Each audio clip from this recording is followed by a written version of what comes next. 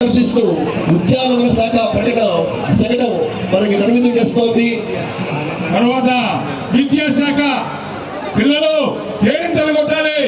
ఇది మన శాఖ, మన శకటం. చెప్పడం గట్టిగా సాధారణంగా ఆహ్వానిద్దాం.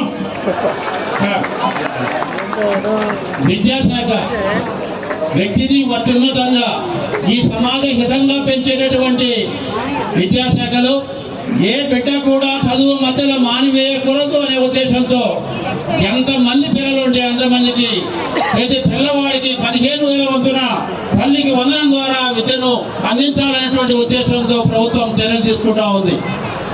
పోషకాహాలు కలిగినటువంటి మంచి భోజనాన్ని పిల్లవాడికి అందించాలని చెప్పి డొక్కా సీతమ్మ గారి పేరుతోటి సన్నబియ్యం, నాణ్యమైనటువంటి సన్నబియ్యం చరిత్రలో మొట్టమొదటిసారిగా ఆంధ్ర రాష్ట్ర ప్రభుత్వం విద్యార్థులకు అందిస్తూ ఉంది.